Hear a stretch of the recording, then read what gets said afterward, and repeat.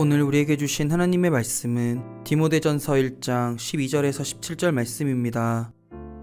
나를 능하게 하신 그리스도 예수 우리 주께 내가 감사함은 나를 충성되이 여겨 내게 직분을 맡기심이니 내가 전에는 비방자요 박해자요 폭행자였으나 도리어 긍휼을 입은 것은 내가 믿지 아니할 때에 알지 못하고 행하였음이라. 우리 주의 은혜가 그리스도 예수 안에 있는 믿음과 사랑과 함께 넘치도록 풍성하였도다. 미쁘다 모든 사람이 받을 만한 이 말이여 그리스도 예수께서 죄인을 구원하시려고 세상에 임하셨다 하였도다. 죄인 중에 내가 괴순이라. 그러나 내가 긍휼을 입은 까닭은 예수 그리스도께서 내게 먼저 일체 오래 참으심을 보이사 후에 주를 믿어 영생 얻는 자들에게 본이 되게 하려 하심이라. 영원하신 왕 곧 썩지 아니하고 보이지 아니하고 홀로 하나이신 하나님께 존귀와 영광이 영원 무궁하도록 있을지어다. 아멘. 오늘 이 말씀에 많은 은혜 받으시기 바랍니다.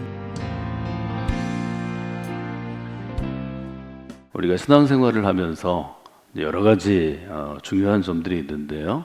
자기 자신의 믿음 혹은 그리스도인으로서의 자기를 어떻게 좀 표현하고 설명할 수 있는가 하는 점이 중요하다는 점을 여러분들이 오늘 이 1장 12절 이하의 말씀을 통해서 한 번 더 생각하시면 좋겠습니다. 그리스도인에게 제일 중요한 것은 어떤 것인가 하면 믿음 안에서 나의 현재의 모습을 잘 좀 표현할 줄 아는 것입니다.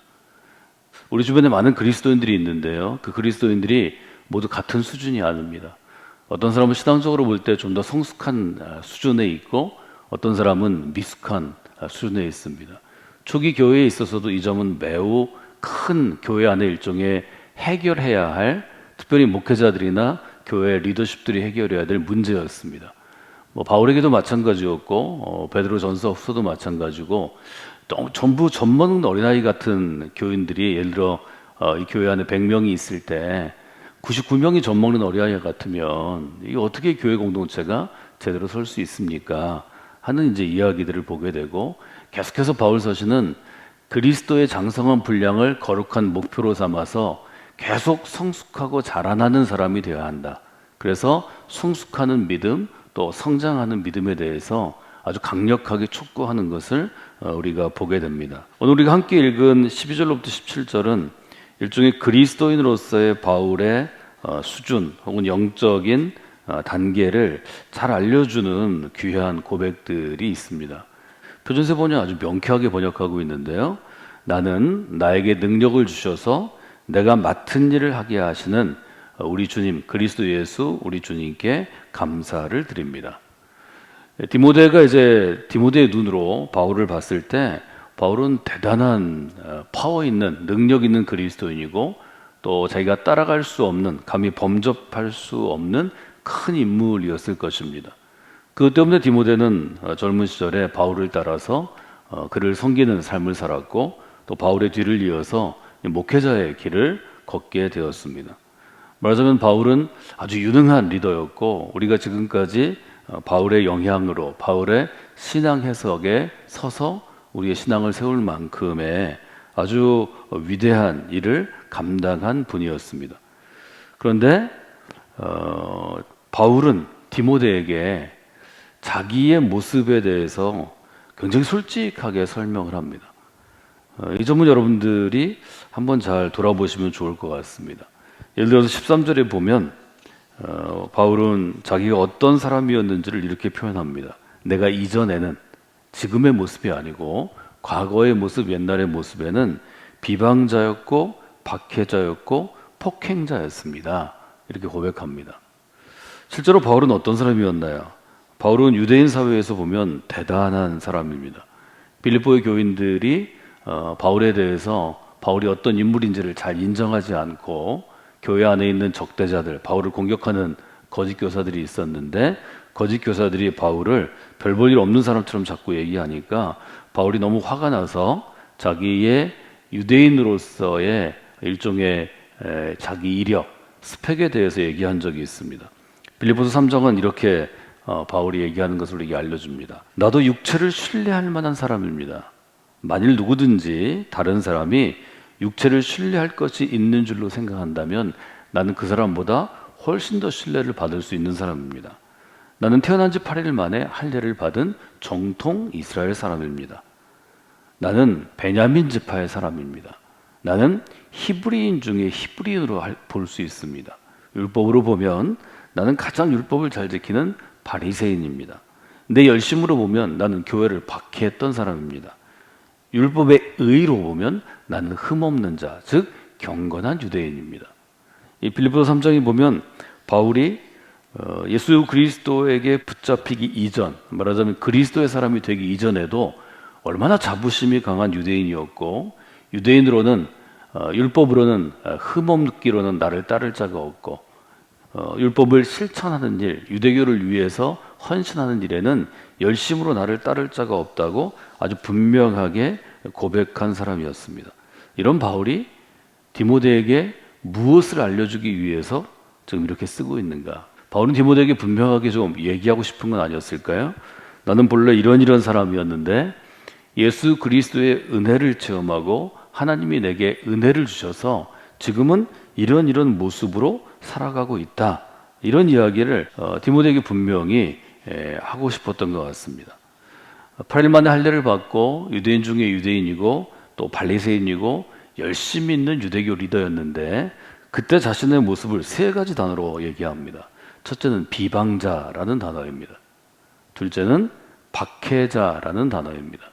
세 번째는 폭행자라는 단어입니다. 여기 비방자라는 헬라어는 어떤 단어인가 하면 말하다, 연설하다 라는 단어와 하나는 다른 사람에게 해를 끼친다 하는 단어의 합성어입니다. 이 비방자라는 단어는 헬라어의 원어로 하면 어리석은 말을 해서 다른 사람에게 해를 주거나 아니면 있지 않은 말, 거짓말을 내서 다른 사람에게 해를 끼치는 것을 비방자라고 부릅니다. 바울은 어떤 사람이었나요? 그리스도가 한 일을 유대인들이 받아들이지 않도록 아주 각색해서 그리스도의 한 일을 나쁘게 얘기하는 사람입니다. 자기는 그리스도를 비방하던 사람이었다고 분명히 얘기합니다. 그 이유는 유대교를 지키기 위한 것도 있고 또 유대교를 흔들거나 해치는 위기에 대한 대처였지만 그때는 그랬지만 지금은 그리스도의 편에서 보니까 내가 그리스도를 비방했구나. 다른 사람을 비방하는 일은 정직한 사람은 할 일이 아닙니다. 뭐 어떤 종교든 그 종교가 좋은 뜻을 가졌다면 사람을 정직하게 만드는 것이 목적 중에 하나일 텐데 비방하는 것은 정직한 사람은 할 일이 아닙니다. 또 자기의 삶을 비교적 깨끗하고 순전하게 살고자 하는 사람은 다른 사람에게 해가 될 게 뻔한데 뒤에서 나쁜 얘기를 하거나 앞에서 거짓말을 하는 것은 정말 이것은 좋지 않은 행태죠. 바울은 그래서 특별히 초기 교회 가운데 그리스도의 말, 성도의 말이 다른 성도에게 해를 끼치거나 교회에 해를 끼치는 것을 크게 경계한 것을 여러분이 기억하셔야 합니다. 바울은 본인이 자기 자신을 굉장히 좀 깎아내리는 것입니다. 바울은 지성 있는 사람인데 지성적인 사람이 내가 다른 사람에게 나쁜 말을 해서 그에게 해를 주었다고 지금 얘기합니다. 나는 비방하는 사람이었습니다. 두 번째는 박해하는 사람, 박해자라는 뜻입니다. 박해자라는 뜻은 헬라어 자체가 사냥할 때 쓰는 말 중에 하나다. 언어를 연구하는 학자들이 주로 설명하는데요. 여기서 인 헬라어 디오코라는 말은 유능한 사냥꾼이 예를 들어 짐승을 추적할 수 있습니다. 유능한 사냥꾼은 짐승을 추적할 때 아주 필사적으로, 즉 생명을 걸고 추적해서 결국은 그 짐승을 잡는 게 유능한 사냥꾼입니다. 그때 예를 들어서 밥도 먹지 않고 짐승을 잡기 위해서 아주 숲에 숨어 있기도 하고 땅속에 들어가 있기도 하고 자기를 감춰서 오랜 시간 기다리면서 짐승을 추적하는 것이 사냥꾼의 일입니다. 그것은 사냥감을 잡기 위해서, 즉 목표를 위해서 자기가 밥 먹는 것, 또 편하게 자는 것, 눕는 것을 희생하고 그 목적을 달성하는 사람인데 달성하는 이유가 죽이기 위한 것입니다. 결국 사냥꾼에게 잡힌 짐승은 죽는 거죠.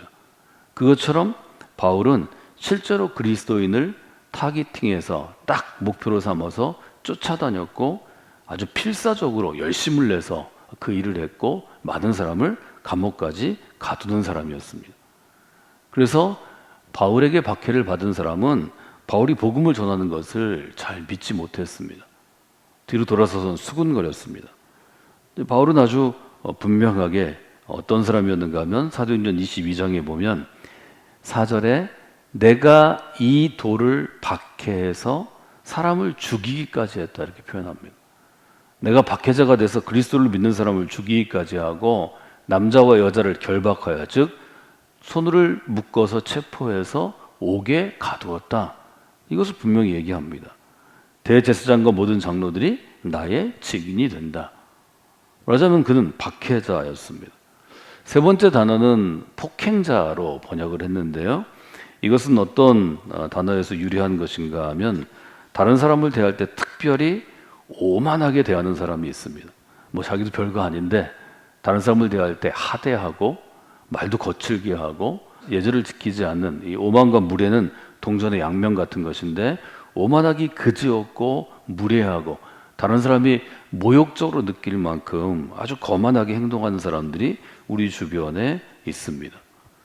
이런 사람들의 특징은 어떤 것인가 하면 폭력적이라는 거죠. 그의 말투, 그의 마음 씀씀이, 다른 사람을 대하는 자세, 무례함이 다른 사람에게는 폭력을 행하는 것입니다. 이런 사람을 만나면 기분이 너무 좋지 않고 그 여파가 오래 가죠. 다시는 보고 싶지 않은 사람들이죠. 아주 교만하고 건방지고 오만하고 무례한 사람, 자기가 그런 사람이었다는 거죠. 바울은 사실 그런 사람이었을 리가 없습니다. 그러나 바울은 그리스도인이 볼 때 그는 쫓아와서 다른 사람에게 폭언, 욕하는 사람이었습니다. 체포하는 사람이었습니다. 때로는 폭력을 가하기도 해서 돌로 사람을 쳐 죽이기도 했습니다. 말하자면 자기는 그런 폭행을 거하는 사람이다. 이렇게 얘기했다는 거죠. 아시는 것처럼 바울은 어떤 사람인가요? 사도행전 22장에 보면 그 앞에 3절에 이렇게 썼습니다. 나는 유대인입니다.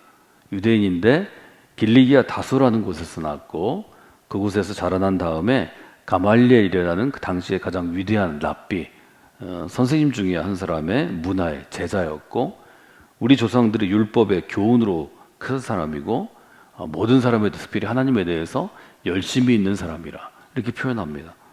그러니까 바울은 자기를 낮추어서 그리스도인이 볼 때는 비방자요, 박해자요, 폭행자라고 얘기하지만 실제로 그는 뼈대 있는 유대인 가문 출신이고 또 유대인으로서 아주 높은 학문, 지금으로 얘기하면 박사학위를 받은 그것도 좋은 선생님 밑에서 가장 존경받는 랍비 밑에서 훈련을 받은 사람이고 아주 경건하게 살았던 사람입니다.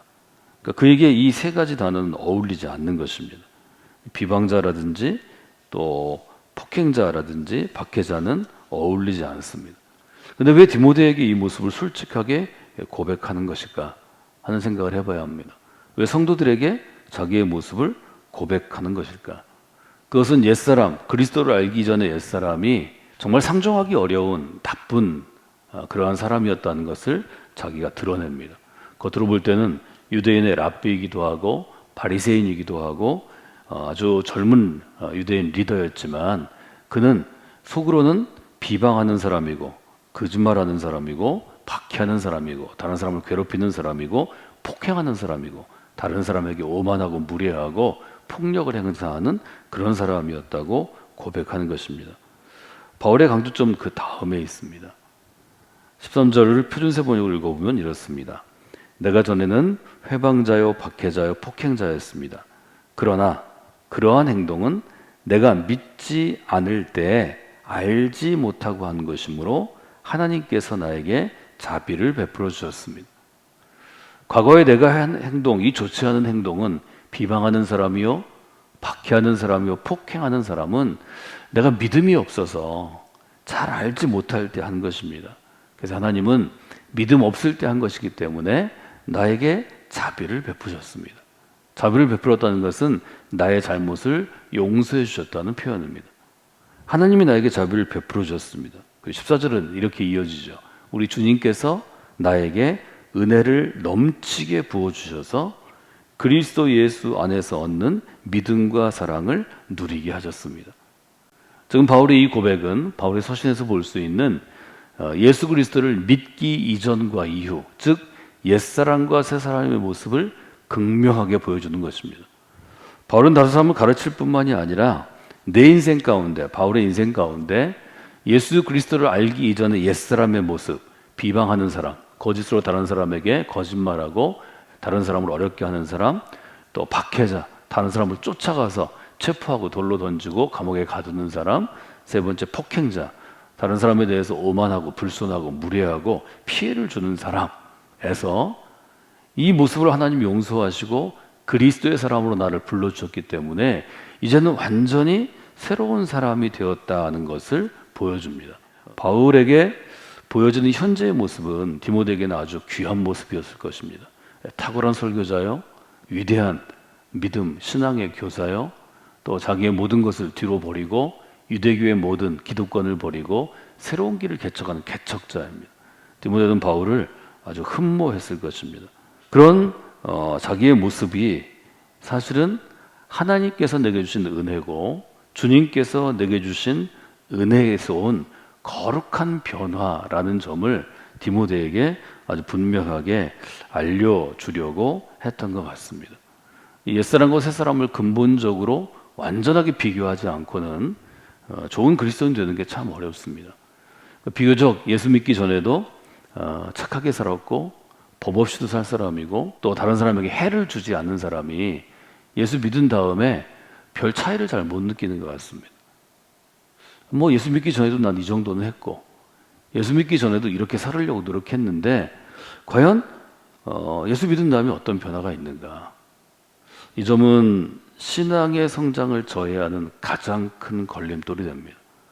오히려 전에 우리가 볼 때 정말 좋지 못하게 살았고 나쁜 생활을 많이 한 사람이 예수 그리스도를 믿은 다음에 예배 때마다 울고 무슨 일이 있을 때마다 은혜에 감격하고 무슨 일 있을 때마다 자기 몸이 부서지도록 일하는 것을 우리는 볼 수 있습니다. 사랑하는 여러분, 우리가 눈에 보이는 도덕적인 사회 규범, 윤리적으로 비교적 선한 삶을 살았다는 것이 신앙생활 할 때 좀 걸림돌 되기 쉽습니다. 바울이 열심히 산 사람입니다. 그리스도를 핍박한 것 외에는 유대교 중에서는 칭찬받을 만한 리더였습니다. 그가 아주 분명하게 얘기하는 것을 한번 여러분이 보시면서 믿음 안에서 내 안의 변화가 어떤 것인가, 이것을 어떻게 고백할 수 있는가를 여러분이 잘 돌아보시면 좋을 것 같습니다. 이 부분에 아주 분명한 부딪힘이 있어야 아주 분명한 회심의 변화와 옛사람이었을 때 나의 잘못을 고백하고 인정할 줄 알아야 이후의 새 사람의 삶이 더 큰 일종의 거룩한 변화를 체험할 수 있습니다. 바울은 이 점을 비교적 아주 성실하고 착하게 살아온 디모데에게 아주 분명하게 좀 각인시키고 주지시키려고 했다는 것을 한번 생각해 보시면 좋을 것 같습니다. 그 변화에 대해서 얘기하면서 바울은 몇 가지 아주 중요한 부분에 있어서 자기 현재의 모습에 대한 일종의 감사의 고백을 합니다. 12절로 다시 돌아가 보면 12절의 표준세 번역은 이렇게 번역하죠. 나는 나에게 능력 주셔서 내가 맡은 일을 하게 하시는 그리스도 예수 우리 주님께 감사합니다.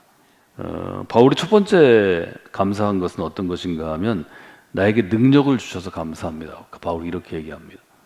근데 바울은 그 당시 유대인 사회에서는 능력 있는 사람이었습니다. 바울만큼 유능한 사람을 어디서 찾겠어요? 그런데 바울이 하나님이 나에게 능력을 주셨습니다. 이렇게 얘기합니다. 능력을 옷 입다는 것은 능력의 망토를, 능력의 가운을, 능력의 코트를 내게 입혀주셨다, 이런 표현입니다. 항아리로 표현하기도 하는데요, 능력을 주셨다는 것은 항아리에 능력을 부어주셨다. 그러니까 내 인생에 나의 삶을 예를 들어서 항아리로 표현한다면, 그릇으로 표현한다면 그릇에 물을 붓듯이 능력을 넘치게 부어주셨다, 이런 표현입니다.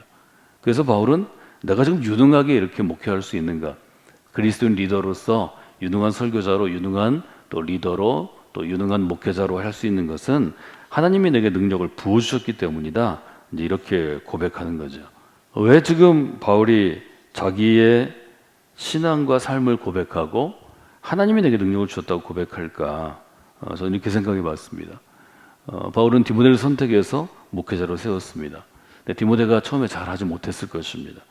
특별히 디모데는 유능하지 못해서 자기를 좀 자책하고 바울과 자신을 비교하면서 의기소침해지고 좀 우울해지고 뭐 이런 감정적인 변화를 겪은 것 같습니다. 바울은 아주 분명하게 얘기하죠. 하나님이 너를 선택하시고 목회자로 세워주셨다면, 맡은 일을 주셨다면 그 맡은 일을 감당할 능력도 주시는 분이다 하는 점을 아주 분명하게 고백하고 알려주는 것입니다. 여러분들도 그 마음을 잘 가지시면 좋을 것 같습니다. 하나님이 여러분을 그리스도인으로 불러주시고 그리스도인으로서 하여튼 조그만 일이든 큰 일이든 규모에 관계없이 어떤 일을 하게 해주시면 여러분 안에 어떤 믿음이 있어야 하냐면 하나님께서 나를 부르셔서 이 일을 하게 하셨다면 이 일을 감당할 능력도 내게 주십니다. 이런 고백 위에 서셔야 합니다. 그러면 하나님이 주신 능력을 여러분이 만지거나 체험하실 수 있을 것입니다. 이것은 매우 큰 믿음의 경험입니다.